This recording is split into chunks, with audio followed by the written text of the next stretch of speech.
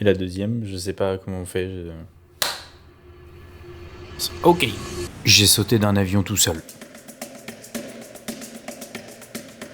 Je sais même pas quoi vous dire de plus tellement l'expérience est folle. Je suis trop content de faire cette vidéo. Il y a quelques temps, j'ai passé un brevet ULM, un brevet paramoteur. J'ai récupéré aucune image, j'ai pas pu en faire. Hyper frustrant, pas de souvenir de tout ça. Mais là, j'ai pas fait l'erreur une deuxième fois. C'est dur. Je réfléchis à ce que je dis. Faut pas réfléchir, Dylan.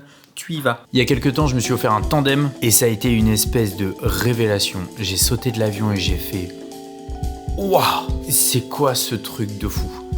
Et je me suis dit, c'est mort, un jour, je passe mon brevet. Du coup, j'ai mis un petit peu de temps à mettre de côté et je me suis enfin offert mon brevet de parachutisme. Et du coup, je suis trop content parce que j'ai récupéré à mort de vidéos. J'ai pris à mort de vidéos pour vous montrer un petit peu tout ça parce que je me doutais que ça allait être une expérience de giga baiser. Du coup, vous imaginez bien, j'ai eu le temps de bien réfléchir au truc, potasser un petit peu le sujet, à savoir si j'avais vraiment envie pendant 2 ans. Et au final, je me suis lancé. Je vous avoue que j'ai vu la vidéo de Seb Lafrite, qui est trop cool d'ailleurs, qui fait un freestyle en apprenant à être parachutiste. Vidéo de fou furieux. J'ai vu la vidéo de Tristan et tout, et là j'ai commencé à me dire putain ça a l'air incroyable, let's go j'y vais. En fait je me suis dit que j'allais passer mon brevet de parachutisme parce que ayant fait du vol avec des voiles parapente paramoteur, il y a ce côté balade où il me manquait de la sensation forte à l'instant T. Alors je prends mon petit téléphone, j'appelle l'aérodrome de Niort et je me dis let's go, c'est parti. Bah les couilles, j'y vais le mois prochain. Hop, j'appelle, t'as une place? Oui, j'y vais, d'accord. Donc c'est parti pour une aventure de baiser. Je mets ça dans le camion et c'est parti à Niort pour me former au parachutisme. J'ai pas bien dormi du tout, je vous avoue. J'arrive du coup à l'aérodrome de Niort, je m'attendais carrément à trouver une ambiance hyper scolaire, hyper sérieuse. Je sais pas trop comment dire ça, mais je m'attendais à vraiment un truc hyper... Pas du tout. Déjà, j'arrive à l'aérodrome, le premier truc que je vois, c'est ça. Un putain de drapeau tête de mort énorme. Là, je me dis, ok, ça doit être là. Bon, du coup, je viens de garer le camion, je suis pas très bien. J'ai un peu... je me chie dessus de ouf. Je me chie dessus, mais en même temps, je sens que c'est du stress giga positif. Genre, c'est du stress d'adrénaline, tu vois, d'avoir envie d'y aller et tout. Mais on a vu les premiers mecs s'équiper, des pilotes confirmés, ils étaient surexcités, les types. L'instructeur, il a pris le micro, il les a engueulés parce qu'ils se sont pas vérifiés et tout. L'ambiance était un peu chelou.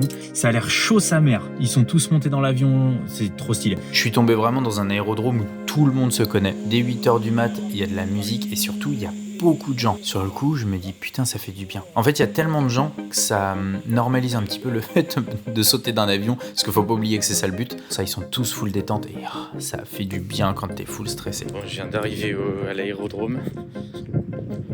J'ai vu les premiers mecs s'équiper, l'avion décoller. J'avoue que je suis pas au meilleur de ma forme.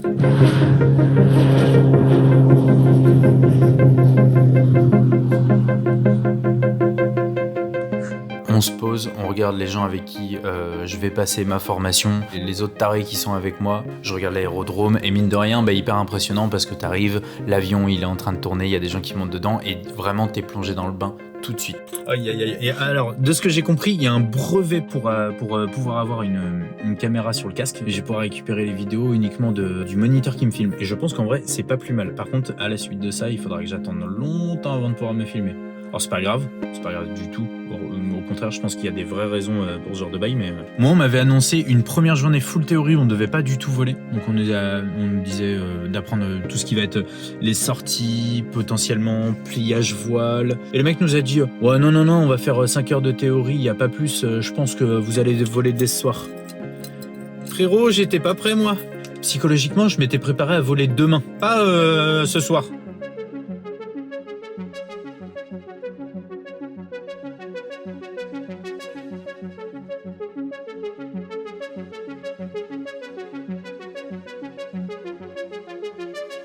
Donc là, on nous emmène dans une salle de cours avec un petit PDF de présentation avec forcément le global de la théorie, c'est-à-dire dans quoi on se lance, comment c'est fait un parachute, quels sont les risques, quelles sont les procédures de sécurité, etc., etc. La seule chose qui te met dans le bain direct, c'est les procédures de sécurité.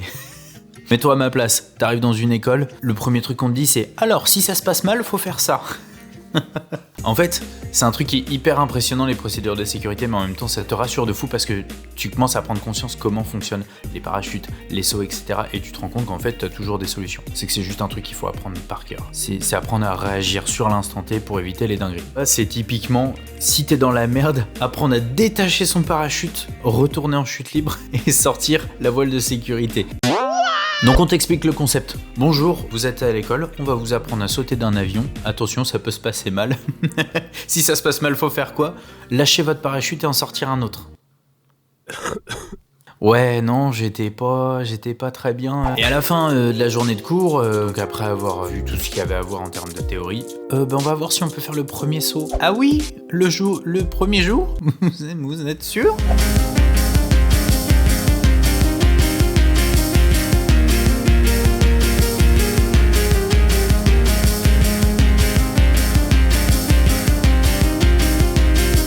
Bon, jour 2, bof. Donc là, je viens de me lever en espérant qu'il y ait éventuellement moins de vent. J'ai senti le vent taper dans le camion toute la matinée, donc je pense que c'est mort. Je pense que désormais, on ne volera que demain.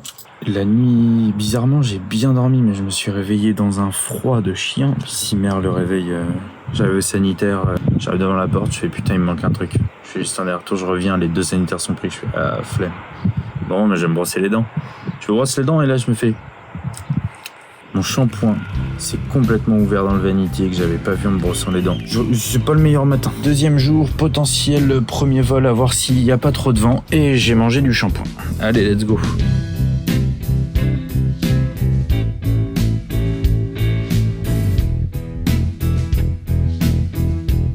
Bon, 3e jour, j'avoue que je suis un peu plus en forme parce que je crois que je sais à quasi 100% qu'on va sauter ce matin. Autant hier c'était un peu...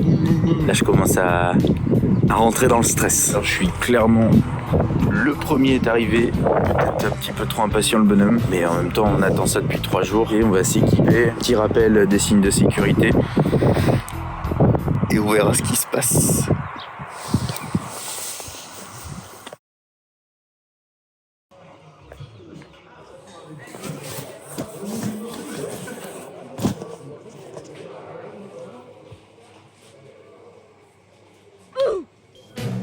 Fabulous secret powers were revealed to me the day I held aloft my magic sword and said,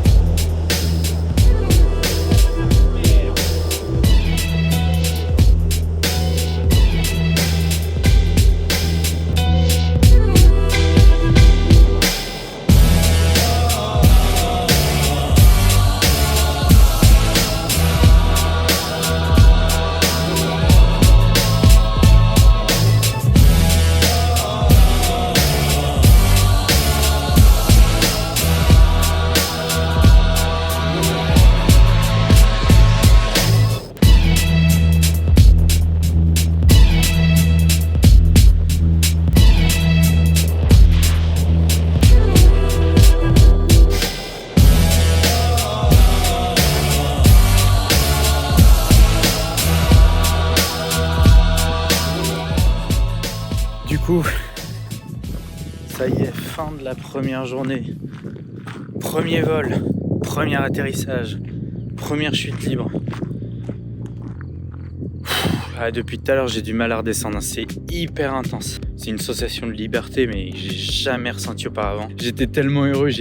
Quand je vais récupérer la vidéo, vous le verrez, j'ai vraiment un smile de débile tout le long du saut. Genre vraiment, j'ai un smile. Je regarde le moniteur, j'ai Dylan content. Et le premier truc que j'ai dit en sautant de l'avion, mais je saute pleine balle et je crie enculé. Et là, putain, je me suis paf, posé sur un coussin d'air. J'ai aucune sensation de chute. Et je vois le moniteur qui me fait faire des exercices. Et je vois qu'il me fait pas trop d'exercices. Du coup, je me dis, putain, trop bien, j'ai une super position. Et c'était le cas. On a débriefé après. Il m'a dit, en vrai, il m'a dit, si tu continues comme ça, on va trop s'éclater pendant ta formation parce que la position, c'est juste nickel, quoi. Pour un premier saut, je suis hyper satisfait. Tout le monde m'a dit, tu vas voir, tu vas être tellement concentré, tu vas pas du tout profiter. Que dalle, j'ai profité de A à Z. Il y a juste au moment du déployage du parachute, ça m'a serré au niveau des espèces de cuissardes. J'ai le côté des boules brûlé sa mère. Donc on va voir parce qu'à mon avis demain, ça va être une douleur de ouf. Mais bon, écoute, on verra ce qui se passe. T'es dans ton avion, t'es tout équipé, tu stresses déjà, tu penses à ce que tu dois faire, les procédures de sécurité, vérifier l'altimètre et tout ce qu'on t'a appris en journée théorie. Voir quelqu'un tomber d'un avion devant soi, c'est vraiment chelou. Surtout quand t'as dans la tête que juste après, c'est toi qui y vas. Et en fait, je suis tellement focus, j'y vais, mise en place, je me mets au bord, je respecte de A à Z la procédure. Et là, je saute.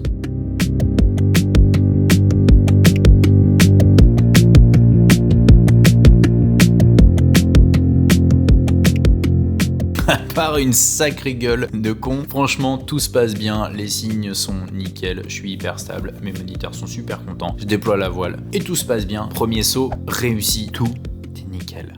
Et je me sens bien, vivant sa mère. Deuxième saut, je suis dans l'avion et là, je me sens beaucoup moins à l'aise. Vraiment beaucoup moins à l'aise. Je pense que je suis stressé à l'idée d'être avec plus qu'un seul moniteur. Je suis sur l'aérodrome depuis quelques jours à cause de la météo. Je dors très mal dans mon camion. Et en fait, le premier saut, je crois que physiquement et émotionnellement, il m'a vidé. Il m'a vidé complet. Mais c'est pas grave, on reste concentré, je suis là pour ça. Donc je saute. Le saut se passe quand même relativement bien.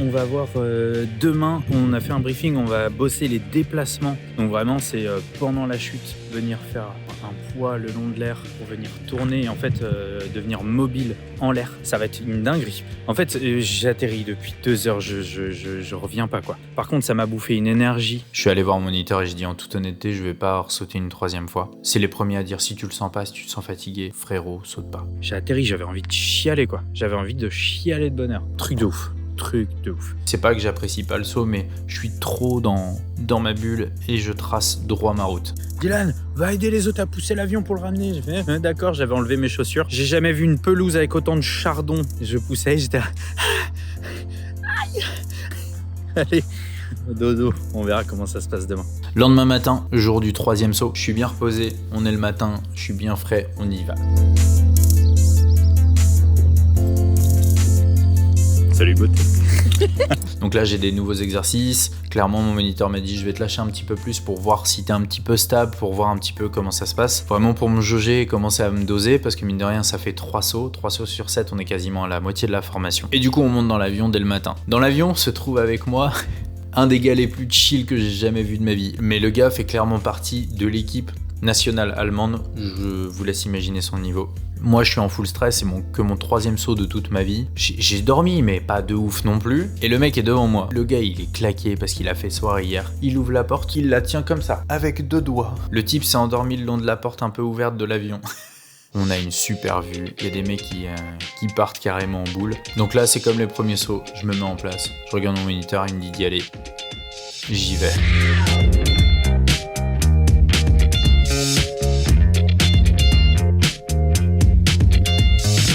Et là, le saut, je suis beaucoup plus serein. Je commence à prendre mes marques et je commence à un petit peu comprendre vraiment mon corps, comment il réagit avec l'air. Mon moniteur commence un petit peu à me lâcher, commence à me faire des petits exercices d'orientation.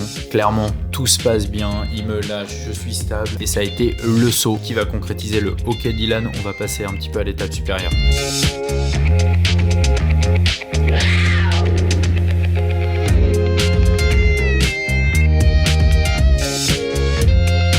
Fin du 3e saut, on débrief et là clairement il me dit que je suis ok de fou sur mes sauts et qu'on va passer un petit peu à l'étape supérieure et on va commencer à s'amuser. Je décide de m'arrêter pour cette semaine et de reprendre la formation que la semaine prochaine.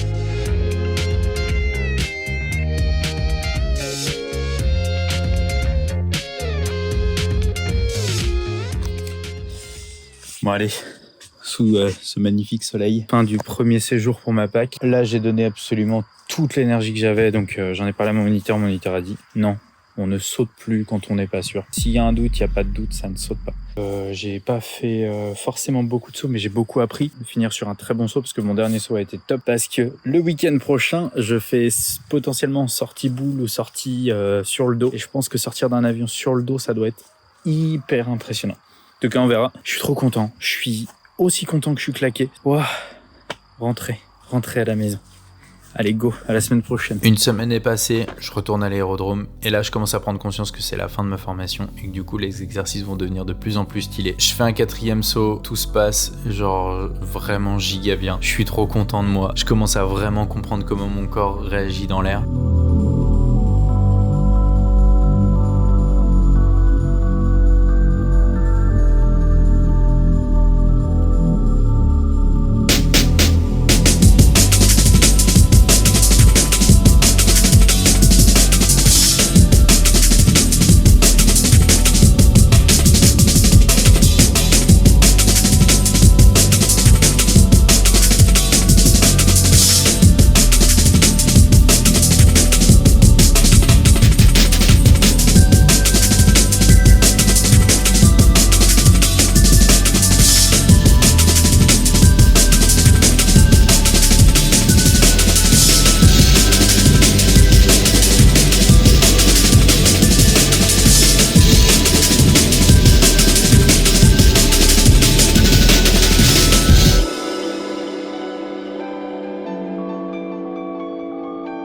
Et là, c'est le moment vraiment tant attendu où mon moniteur il fait « Viens Dylan, on va s'amuser ». Et là, tu fais sans moi, je te lâche complètement, je serai là en sécurité, je vais te faire quelques signes. On se fait un plan de vol, mais clairement, t'y vas et tu te fais kiffer. C'est la grosse consécration. On monte dans l'avion, on y va, et en fait, il y a un gros déclic qui se fait dans ma tête, et je me sens de plus en plus à l'aise. Et là, je me dis, c'est quoi Dylan ? Go, juste fais-toi kiffer. Vraiment, vas-y quoi. Fais-toi plaisir, tu sais faire. Donc là, pour les derniers sauts, j'ouvre la porte de l'avion, et là, je peux enfin m'amuser à mort.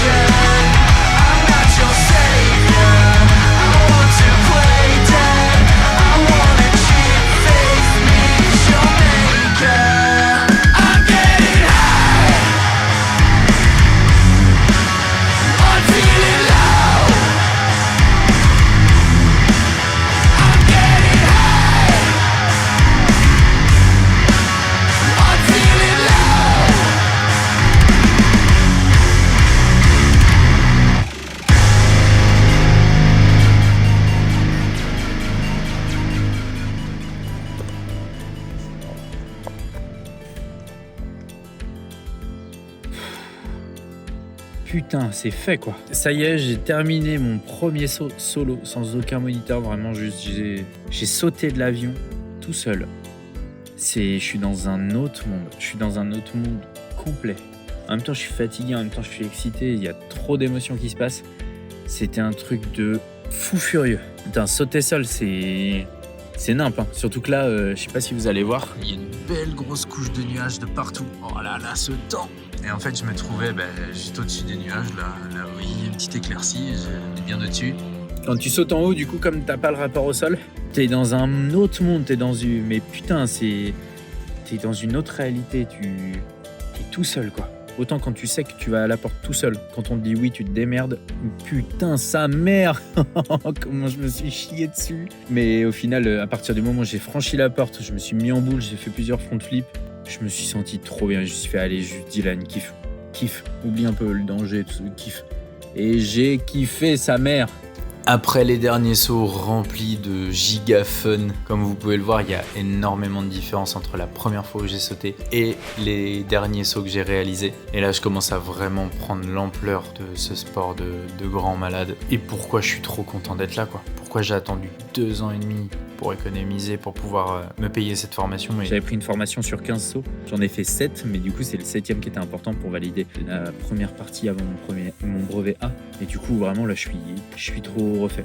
Donc la prochaine fois, je monte dans l'avion, je saute seul, comme un grand. J'ai plus de moniteur. C'est un délire quand même de se dire ça. Hein. Je prends l'avion, je saute tout seul. Mais je me rends compte que c'est au plus gros danger que je me suis infligé, que je me sens le plus vivant de fou. C'est une sensation qui est hyper dure à expliquer parce que c'est tellement violent en termes émotionnels, c'est tellement fort. Si je peux vous donner un conseil, je sais que c'est pas forcément un sport qui est fait pour tout le monde, mais si dans ta tête t'as juste le petit truc qui te dit peut-être que ça pourrait me plaire, te pose pas de questions, fonce de fou. Donc là il me reste encore plein de sauts à faire, plein de choses à apprendre et j'ai l'impression que le parachutisme on est vraiment sur un apprentissage perpétuel. Je voulais quand même remercier de fou Démentiel Parachutisme à Niort avec toute l'équipe de Nedge qui est vraiment une équipe trop cool, vraiment. C'est une grande famille, tu viens là-bas, tu viens te former mais en même temps tous les soirs si t'as envie tu manges avec tout le monde. Tous les gens que j'ai croisés là-bas m'ont dit on vient à Niort parce qu'il y a une ambiance qu'on retrouve pas ailleurs. Et franchement merci pour ça parce que ça fait du bien, Humainement, une école qui est vraiment géniale. Et donc voilà, c'est officiel, Dylan. Il est parachutiste.